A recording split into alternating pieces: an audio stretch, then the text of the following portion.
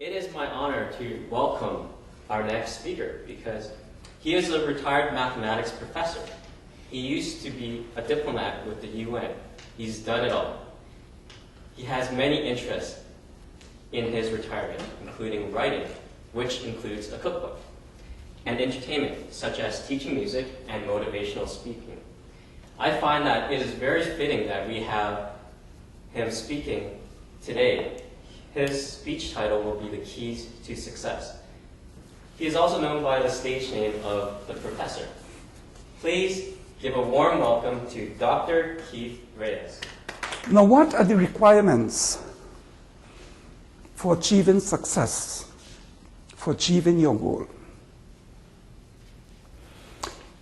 Your goal must be realistic. The goal that you set yourself should be realistic. Or the goal that somebody else set for you, your boss or your institution or your professor, it should be realistic. By realistic, I mean a goal with a fairly high probability of achievement. In contrast, an unrealistic goal would be a goal with a low probability of achievement.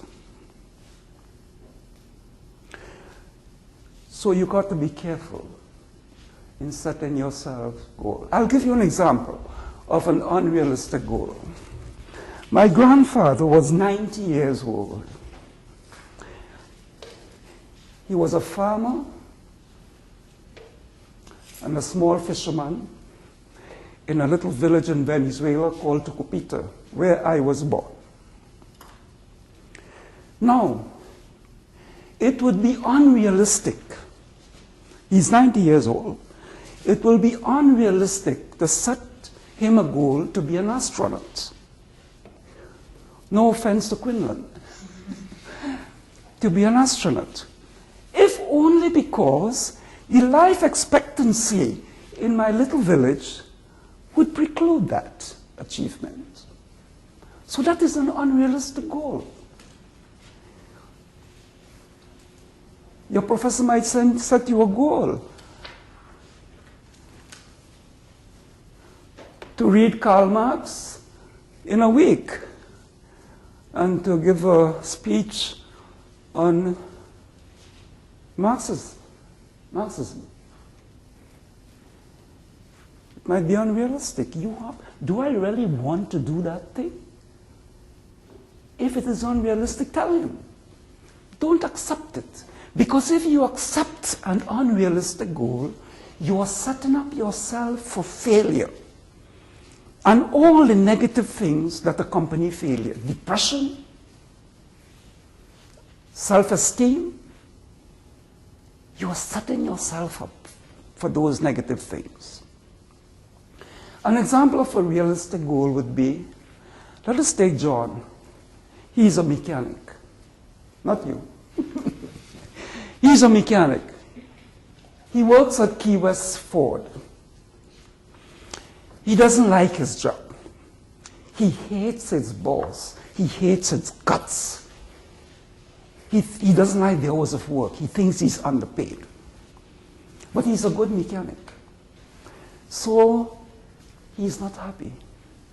He sets himself a goal to open his own business, auto repair shop. Now, by all counts, that seems to be a realistic goal.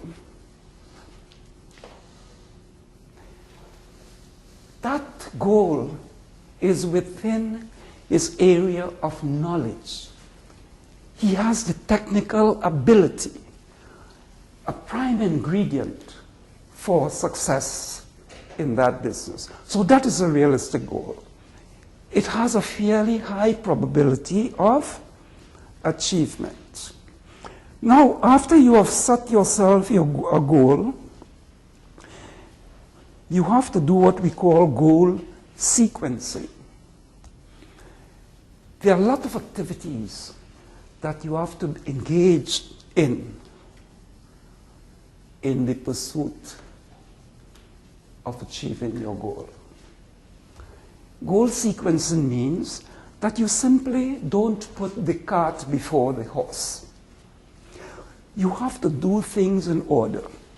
If John wants to be a businessman, open his business auto repair shop, he cannot run to the printer and print 1,000 business cards, John Auto Repair Shops Limited.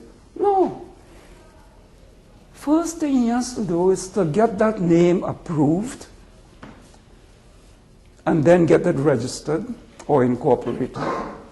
Then he could print his business cards. So in achieving your goal, you've got to do things in stages and be patient. Now, even after you have selected your goal, you have to ask yourself, you have to do some soul searching before you finally decide to pursue that goal. Perhaps the first thing you should ask yourself, why do I want to do this? Why do I really want to do this?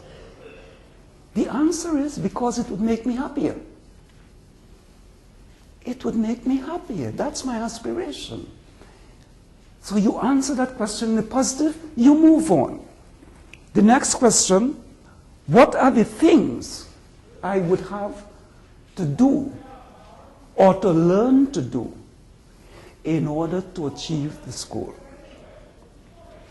You may not be aware of all of the things that you have to do, you have to achieve on the way to reaching your goal, so you seek advice. Take the example of John. He might go to the bank, the Business Development Bank of Canada, BDC, and there he will learn about all the requirements for starting and operating a successful business. He has to register and go through a training program. After he is faced with all these things, he then has to ask himself, hell, do I really want to invest all that time in pursuing this business? It might take me a year or two before I could finally open my doors. Do I really want to commit to that time frame? If the answer is yes, then he moves on. He asks himself, what is the cost? What financing I would have to start this business and to operate this business? He may not have the money. He might think, oh, well, I have some savings, I could use that. I could borrow from my parents, my family. Or, if he with the Business Development Bank, after going through the training, he can get what we call seed capital or venture capital, a soft loan to start his business. So these are some of the questions he will have to ask himself. Then finally, the final decision. Do I have a viable option in case this damn thing doesn't work out? Because with the best will in the world and the best planning, you might not succeed. Unforeseen circumstances. You might get in a car accident and get incapacitated, God forbid, and you can't pursue that goal anymore. Family circumstances might change. You must have a viable option. Because if you do not have a viable option, again, you are leaving yourself open to all the negatives that failure brings. All the negatives, depression, low self-esteem, I am not good at anything, feeling of dejection. So you should have a viable option.